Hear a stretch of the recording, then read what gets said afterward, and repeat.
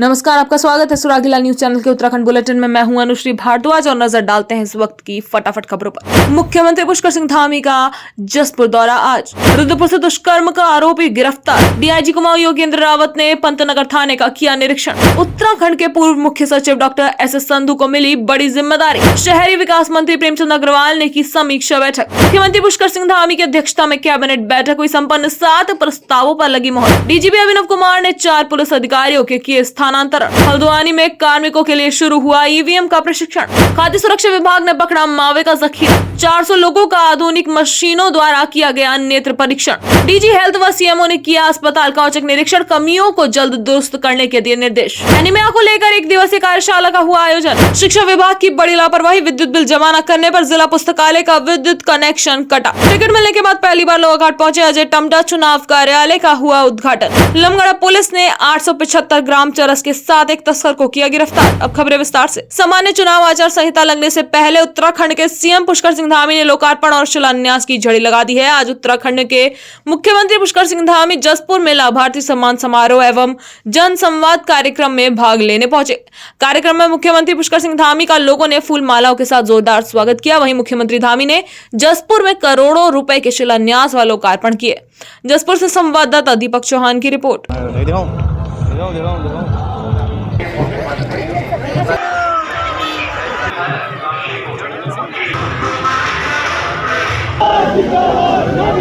जिलाधिकारी और कोई आईएएस पर पढ़ाई है थोड़ी करी है, डिग्री भी नगर पंचायत घोषित किए जाने के लिए आज जनता का अपार स्नेह आज यहाँ अपने मुख्यमंत्री जी के प्रति देखने को मिला और बहुत बड़ी संख्या में मुझे लगता है कि जसपुर के अभी तक के इतिहास में सबसे बड़ा कार्यक्रम आज यहाँ पर संपन्न हुआ। उसको लेकर मैं जसपुर की समस्त जनता को बहुत बहुत बधाई देता हूँ, बहुत बहुत धन्यवाद देता हूँ।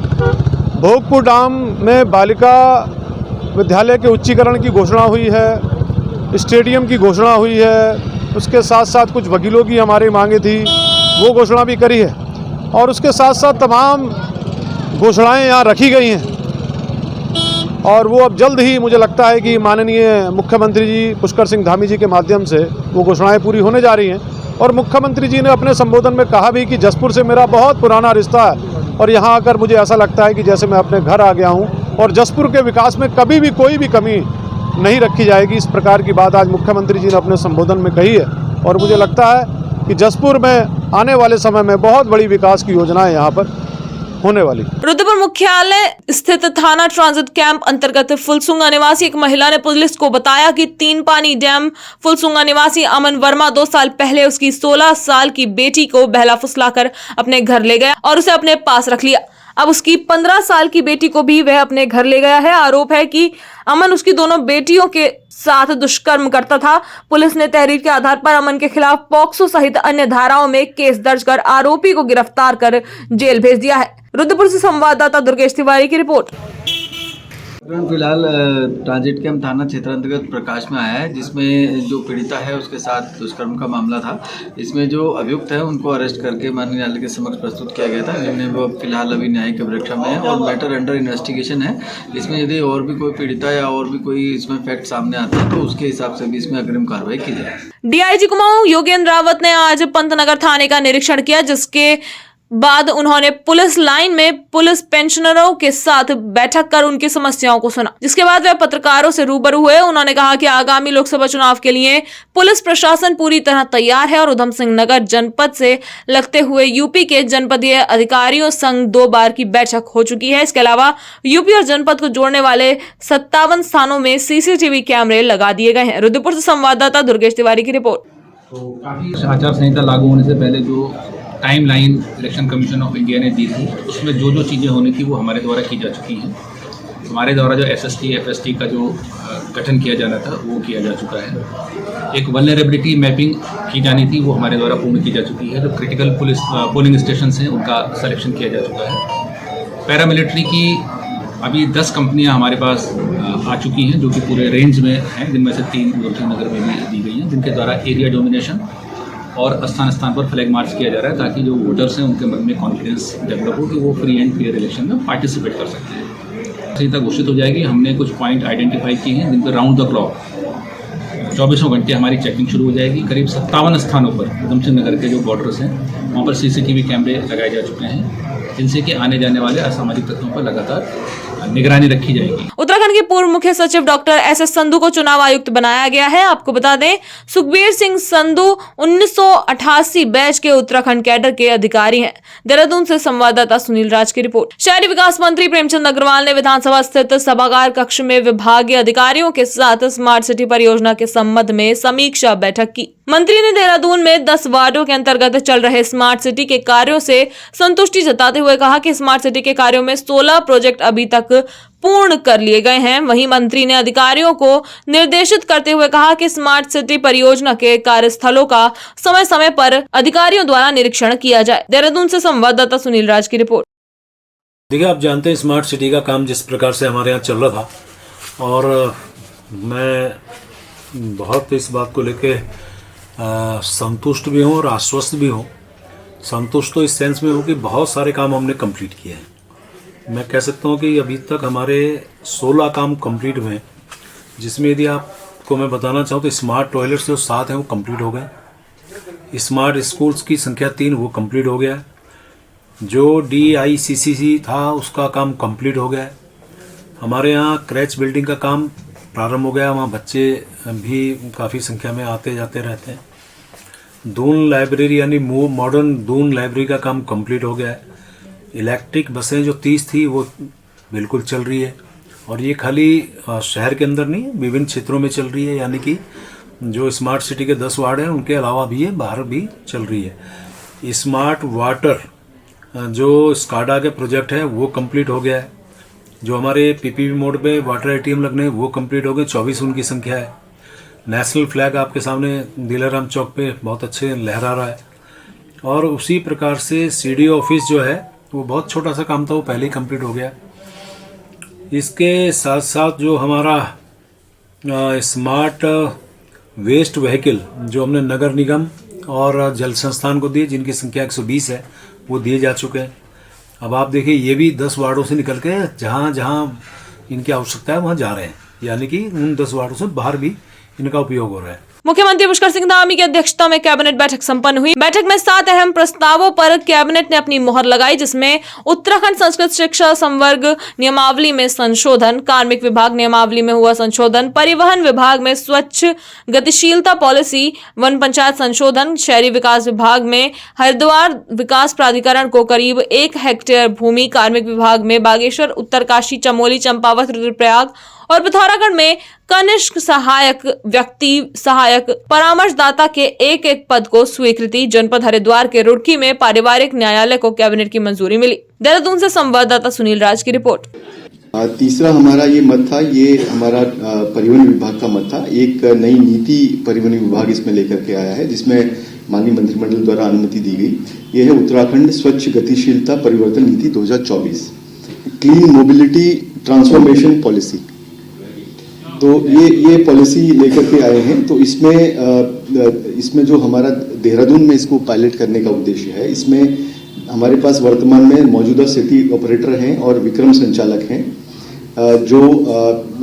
जिनकी जो गाड़ियां हैं वो काफ़ी पुरानी भी हो गई हैं और डीजल और पेट्रोल में के उसमें चलती हैं, डीजल पेट्रोल से चलती हैं। तो ये भारत सरकार से भी समय समय पर निर्देश आते हैं, तो क्लीन एनर्जी का हम लोग को यूज़ करना चाहिए, चाहे वो CNG हो या ई-व्हीकल हो। इसमें NGT के भी काफ़ी डायरेक्शंस इसमें हैं। तो उनको प्रमोट करने के लिए एक प्रोत्साहन नीति लेकर के आई है, जिसमें यदि जो हमारे सिटी बस ऑपरेटर हैं वो अगर अपनी व्हीकल को समर्पित करते हैं, परमिट को समर्पित करते हैं, तो 25 से 32 सीटर अगर वो CNG या वैकल्पिक ईंधन वाली गाड़ी लेते हैं तो 50% तक की सब्सिडी, 15 लाख, अधिकतम 15 लाख वो उनको कैपिटल सब्सिडी दी जाएगी। इसी तरह से यदि वाहन को स्क्रैप किए बिना वो अपने परमिट को समर्पित करते हैं तो 25 से 32 सीटर गाड़ी के लिए 40% की सब्सिडी, यानी कि अधिकतम 12 लाख रुपए तक के लिए दिया जाएगा। डीजीपी अभिनव कुमार ने 4 पुलिस अधिकारियों के स्थानांतरण किए हैं, जिसमें आईपीएस लोकेश्वर सिंह को वरिष्ठ पुलिस अधीक्षक पौड़ी गढ़वाल, आईपीएस श्वेता चौबे को पुलिस मुख्यालय देहरादून, आईपीएस रेखा यादव को पुलिस अधीक्षक पिथौरागढ़, आईपीएस सर्वेश पवार पुलिस अधीक्षक चमोली ट्रांसफर किया गया है। देहरादून से संवाददाता सुनील राज की रिपोर्ट। चाहे तो एक साथ होनी चाहिए, सब लोग एक साथ बैठना ही नहीं चाहते। पापा, try this. लो, सब लपक लिए।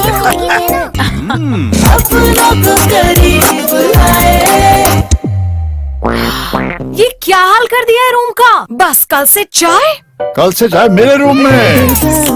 देवर पान नमकीन। हल्द्वानी में लोकसभा सामान्य निर्वाचन की तैयारी ने जोर पकड़ लिया है। निर्वाचन विभाग द्वारा सभी कार्मिकों की ड्यूटी लगाकर चुनाव के सफल संचालन के लिए कार्मिकों को ईवीएम और वीवीपैट का प्रशिक्षण भी दिया जाने लगा है। जिले की 6 विधानसभाओं में होने वाले निर्वाचन को लेकर कंट्रोल रूम व निर्वाचन संबंधित सभी कार्यालय एमईपीजी डिग्री कॉलेज में बनाए गए हैं और यही कार्मिकों को भी प्रशिक्षण दिया जा रहा है। हल्द्वानी से संवाददाता दीपक अधिकारी की रिपोर्ट। 18 तारीख से हमारी जो प्रशिक्षण प्रारंभ होगा, जिसमें जितने भी पीठासीन अधिकारी हैं, पोलिंग फर्स्ट, पोलिंग सेकंड और पोलिंग थर्ड, ये जितने भी अधिकारी आएंगे, उनको जितने भी हम लोग मास्टर ट्रेनर हैं, नोडल हैं, अफसर हैं, ये सब क्या करेंगे, जितने भी अधिकारी आएंगे उनको प्रशिक्षित करेंगे कि किस प्रकार से हमें मशीन इंस्टॉल करनी है, कैसे मशीन जोड़नी है, किस तरह की सावधानियाँ होंगी, वैलिड इनवैलिड क्या है, क्या क्या त्रुटियाँ होंगी, उन त्रुटियों को हम कैसे दूर करेंगे, ये सब हम अपने इस ट्रेनिंग में अधिकारी को, जो चुनाव से जुड़े हुए अधिकारी हैं, उनको बताएंगे। बिल्कुल, आपने ये बहुत अच्छा प्रश्न किया सर। देखिए, पारदर्शिता के लिए हम पूरी तरह से, आप देख रहे होंगे, सील हैं, विभिन्न प्रकार की सील हैं, ताकि एजेंट भी वहाँ पर रहेंगे, एजेंट के सामने ये मशीन सील होगी, ताकि कहीं पर भी कोई पारदर्शिता की कमी न रहे और जो जितने भी अभिकर्ता हैं, एजेंट हैं, वो पूरी तरह सेटिस्फाई हम उनको करेंगे। हाँ, ठीक है। देखिए, ऐसा है, मैं आपको बताना चाहूँगा, हमने पूरे 1.5-2 महीने करीब जितने भी विधानसभा क्षेत्र हैं नैनीताल जनपद के, वहाँ पर हम जाके प्रत्येक मतदेय स्थल पर जो सम्मानित मतदाता हैं, उनको हमने बताया है कि आपने किसको मत दिया, किसको वोट दिया, आपकी फ़ोटो आपके सामने, जिसको भी ABCD को आपने वोट दिया होगा, आपके सामने उसकी पर्ची कटी होगी। मेरा नाम राजेंद्र पांडे है। मैं प्रभारी राजकीय ITI बेतालघाट में कार्यरत हूँ और यहाँ पर एज ए मास्टर ट्रेनर के रूप में आपके सामने उपस्थित हुआ। होली के मद्देनजर बाजारों में नकली मावे की खपत बढ़ जाती है, लिहाजा खाद्य सुरक्षा विभाग ने छापेमारी अभियान शुरू कर दिया है। जिला खाद्य सुरक्षा अधिकारी अभय कुमार ने बताया कि बड़ी मात्रा में नकली मावा और पनीर बरामद किया गया है, जिसकी जांच कराई जा रही है और जैसे ही इसके मालिक का पता चलेगा तो उनके खिलाफ भी कार्यवाही की जाएगी। हल्द्वानी से संवाददाता दीपक अधिकारी की रिपोर्ट। खाद्य सुरक्षा अधिकारी देहरादून महोदय द्वारा हमें निर्देश दिया गया है कि अपने ज़िले में सघन अभियान करके और जो बाहर से, खासकर जो बाहर से आ रहा है संदिग्ध पदार्थ, उस पर आप लगातार नज़र रखिए और चेकिंग करते रहिए। इसी क्रम में आज हमने सवेरे जो है लगभग 5.5-6 कुंटल के आसपास मावा पकड़ा है और 80 किलो पनीर पकड़ा है। अभी उसको क्लेम करने के लिए कोई नहीं आया है। अभी वो एक तरह से हम लावारिस से उसको मान रहे हैं और वो तहसील परिसर में रखा हुआ है। कहाँ से लाया जा रहा था सर? ये मुरादाबाद से आया था। और एक जो पनीर है उसके बारे में पूरा पता नहीं है, क्योंकि वो ऐसी लावारिस हालत में रखा हुआ था बस स्टेशन में। बाजपुर के डॉक्टर लाइन स्थित प्रतिष्ठित प्रभु नेत्रालय द्वारा वरिष्ठ जनों के लिए गुरुवार को प्रातः 9 बजे से शाम 4 बजे तक यूथ क्लब बाजपुर के साथ संयुक्त रूप से youth hospital, sugar factory, guest house road Bajpur में 31वें आंखों का निःशुल्क जांच शिविर कैंप का आयोजन किया गया, जिसमें लगभग 400 वरिष्ठ जनों के नेत्रों का आधुनिक नेत्र परीक्षण मशीनों द्वारा परीक्षण किया गया। बाजपुर से संवाददाता लव श्रीवास्तव की रिपोर्ट। और ये जो बाजपुर में यूथ क्लब के द्वारा जो है 31वां कैंप यहाँ लगाया गया आंखों का, निस्वार्थ भाव से ये लोग हर साल जो है कैंप लगाते हैं और हम इनके बहुत ही इनको धन्यवाद देते हैं कि इन लोगों ने प्रभु नेत्रालय रुद्रपुर को जो है इस बार ये मौका दिया सेवा का और हम लोग इनके साथ जो है बढ़ चढ़ के इसमें अपना रोल अदा कर पा रहे हैं। और ये जो आंख में जो मोतियाबिंद हो जाता है, उम्र जब आदमी की 40 साल होती है तो आदमी की आंख के अंदर जो है पर्दे के ऊपर जो है एक लेंस परमात्मा ने लगाया, ईश्वर ने, वो नेचुरल जो लेंस है उसके अंदर सफेदी आने लग जाती है और सफेदी आने से क्या होता है, उसकी ट्रांसपेरेंसी खत्म हो जाती है और आर पर रोशनी ना आने की वजह से उन्हें दूर का धुंधला दिखना शुरू हो जाता है। तो उसमें क्या है कि पहले के जमाने में क्या होता था, पहले तो क्या होता था कि चीरे लगते थे, चीरा लगा के ऑपरेशन किया जाता था। अब हमारे अंकित सर है, डॉक्टर अंकित गुप्ता जी, तो नई टेक्नोलॉजी, इसको फेको विधि कहते हैं, दूरबीन विधि से जो है ऑपरेशन किए जा रहे हैं। बिल्कुल पेन की नोक के बराबर की टिप आंख के अंदर जाती है और पुराना लेंस निकाल देती है और नया एक आर्टिफिशियल ट्रांसपेरेंट लेंस लगा देती है, जिससे आदमी को आर पार बिल्कुल साफ दिखना शुरू हो जाता है, इमेज बिल्कुल साफ दिखती है। उत्तराखंड महानिदेशक डॉक्टर विनीता शाह एवं उधम सिंह नगर सीएमओ डॉक्टर मनोज कुमार शर्मा गुरुवार को बाजपुर पहुंचे, जहां उन्होंने बाजपुर के जिला उप चिकित्सालय में पहुंचकर औचक निरीक्षण किया। वहीं labour room, ICU room, ultrasound room, emergency व महिला वार्ड में बारीकी से व्यवस्थाओं का जायजा लिया और जरूरी दिशा निर्देश दिए। बाजपुर से संवाददाता कुश श्रीवास्तव की रिपोर्ट।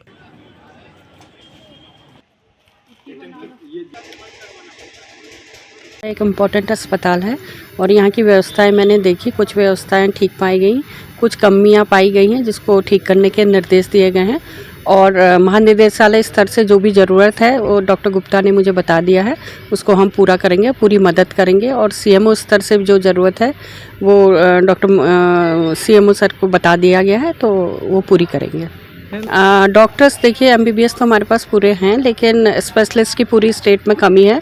विभिन्न माध्यमों से हम उनको लाने की कोशिश कर रहे हैं, तो जैसे ही हमें प्राप्त होंगे तो हम प्रायोरिटी पे यहाँ पे देंगे। चंपावत जिला मुख्यालय स्थित शगुन मैरिज हॉल में स्वास्थ्य विभाग की ओर से एनीमिया मुक्त भारत तथा राष्ट्रीय बाल स्वास्थ्य कार्यक्रम के अंतर्गत एक दिवसीय संवेदीकरण कार्यशाला का आयोजन किया गया, जिसमें जिले के विभिन्न क्षेत्रों से आए हुए एएनएम व डॉक्टरों ने प्रतिभाग किया। इस दौरान स्वास्थ्य के क्षेत्र में उत्कृष्ट कार्य करने वाले 20 स्वास्थ्य कर्मचारियों को सम्मानित किया गया। चंपावत से संवाददाता लक्ष्मण बिष्ट की रिपोर्ट। आप सबकी जिम्मेदारी है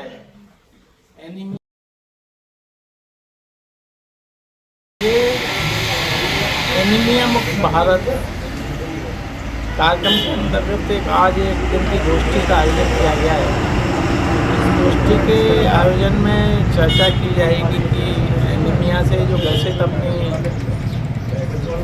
प्रेग्नेंट वुमेन हैं, गर्भवती माताएं हैं, उनमें 4 चेकअप करते हैं हम। उसमें 4 चेकअप में हम डिटेक्ट करते हैं कि खून की कमी कितनी है। अगर हीमोग्लोबिन की कमी ज़्यादा होती है तो उन्हें आयरन फोलिक एसिड की टैबलेट शुरू करते हैं। चाहे तो एक साथ होनी चाहिए, सब लोग एक साथ बैठना ही नहीं चाहते।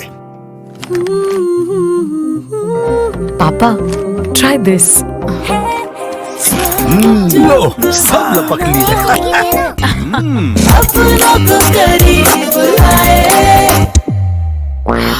ये क्या हाल कर दिया है रूम का? बस कल से चाय मेरे रूम में। देवर पान नमकीन।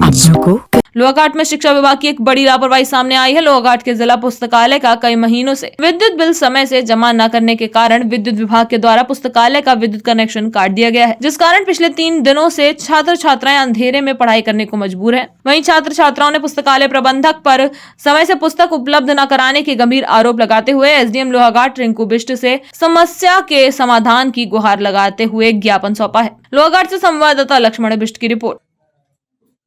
पढ़ने की तो दिक्कत है, तभी लाइब्रेरी आते हैं। इसमें यहाँ के स्टाफ की गलती है, सतर्कता नहीं है इनमें पहले ही 2 हमने प्रार्थना पत्र दिए थे कि आप यहाँ कनेक्टिविटी की भी दिक्कत है, कुर्सियों की भी दिक्कत है और यहाँ पीने के पानी की भी दिक्कत है, पर इसमें कोई स्टाफ में तो ऐसी कोई सतर्कता भी नहीं है कि ये करते हैं, बस रिसीविंग ले लेते हैं और उसको रख देते हैं। तो अभी वर्तमान में तो अभी सबसे बड़ी दिक्कत है लाइट की। इस सभी इंटरनेट कनेक्टिविटी भी वो दिक्कत हो रही है इसके, और सभी दिक्कत ही आ रही है सर। अंधेरे में पढ़ रहे हैं बच्चे। उनसे हम ये कहना चाहते हैं कि ये खंड शिक्षा अधिकारी द्वारा जल्दी से आके इसका निराकरण कर दिया जाए। सबसे बड़ी दिक्कत तो ये लाइट की है। लाइट की वजह से ना पीने का पानी है, ना ये अंधेरा छाया हुआ, अंधेरे में आँख में दिक्कत भी हो रही है। और यहाँ सबसे बड़ी प्रॉब्लम ये है कि हम सुबह जैसे 4 बजे आते हैं, 5 बजे आते हैं, कोई 6 बजे आते हैं। तो जैसे आज और कल 6 बजे आ रखे थे, 6 बजे से हम बाहर ही थे। और वो जो ये ऑफिस जो है ये खुला है, ये 8:15 बजे खुला है और 4-5 जितने लोग हम जल्दी आ रखे थे हमें बिना यहाँ बाहर भी कर रखा है, क्योंकि हमने साइन नहीं किया, क्योंकि हम बहुत जल्दी आ गए थे।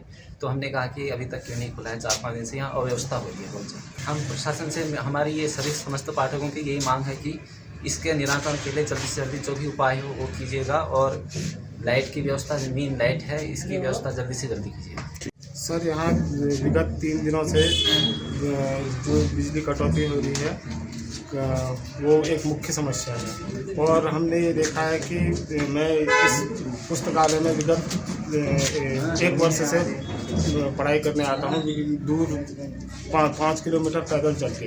तो ऐसे स्टूडेंटों को बहुत प्रॉब्लम होती है जो एक आर्थिक रूप से पिछड़े हुए होते हैं और यहाँ आते हैं और उन्हें इस तरह की परेशानियों का सामना करना पड़ता है कि यहाँ अव्यवस्थाएं फैली हुई हैं, जहाँ जैसे विद्युत जैसी समस्याएं, वाईफाई जैसी समस्याएं ना, तो इनकी वजह से बहुत प्रॉब्लम आ रही है।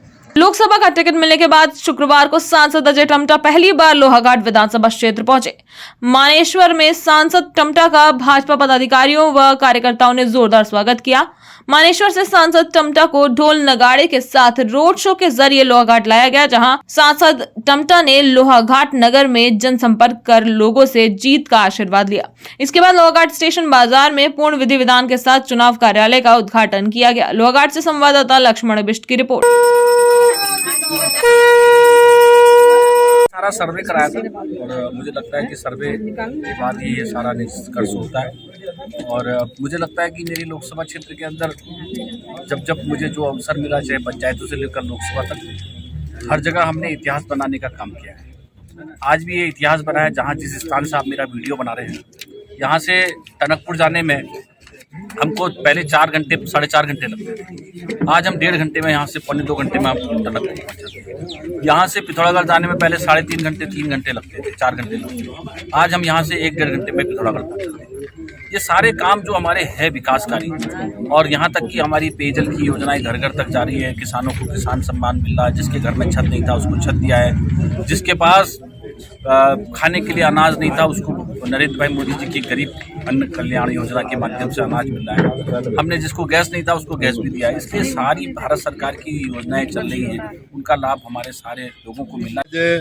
पहली बार टिकट डिक्लेयर होने के बाद अजय टम्टा जी यहाँ पहुँचे हैं और निश्चित तौर पर उनको मैं तीसरी बार सांसद बनने की शुभकामनाएं देता हूँ, ढेर सारी बधाई देता हूँ कि जो वर्तमान माहौल चला है, जो आज जनता में जोश और खरोश, ये स्वतः आप देख रहे हैं। आज एक शॉर्ट नोटिस में एक कार्यक्रम सीधे पिथौरागढ़ जाने का था, कार्यालय का उद्घाटन होना था, लेकिन जनसमूह अपने आप में जुट गया है। और निश्चित तौर पे इस बार जो मोदी जी के 400 पार का नारा है, उसमें सबसे ज्यादा मतों से जीतने वाले अल्मोड़ा पिथौरागढ़ के सांसद का नाम जुड़ने जा रहा है, ऐसा मुझे विश्वास है। वरिष्ठ पुलिस अधीक्षक अल्मोड़ा देवेंद्र पीचा द्वारा नशे के विरुद्ध चलाई गई मुहिम के अंतर्गत लमगड़ा पुलिस द्वारा चेकिंग के दौरान धौलकड़िया तिराहे से 150 मीटर जैती रोड पर एक अभियुक्त के कब्जे से 875 ग्राम चरस बरामद कर अभियुक्त को गिरफ्तार किया और एनडीपीएस अधिनियम में एफआईआर पंजीकृत कर आवश्यक कार्यवाही की जा रही है। अल्मोड़ा से संवाददाता हेमंत सिंह मेहरा की रिपोर्ट। कि ये नशा मुक्त हमें उत्तराखंड करने का एक जो ध्येय है उसको ध्यान में रखते हुए हमारी टीमें लगातार उस तरफ भी चरस को लेकर ध्यान देती भी रही है। इसी दौरान कल ये लेट नाइट में लमगड़ा पुलिस को एक सफलता मिली, जिसमें एक अभियुक्त के कब्जे से लगभग 875 ग्राम के आसपास चरस बरामद की है और भविष्य में भी उस दिशा में हम आगे वहां पर काम करते रहे। आज के लिए बस इतना ही। उत्तराखंड से जुड़ी सभी खबरों को जानने के लिए जुड़े रहें सुरागीलाल न्यूज चैनल से। धन्यवाद।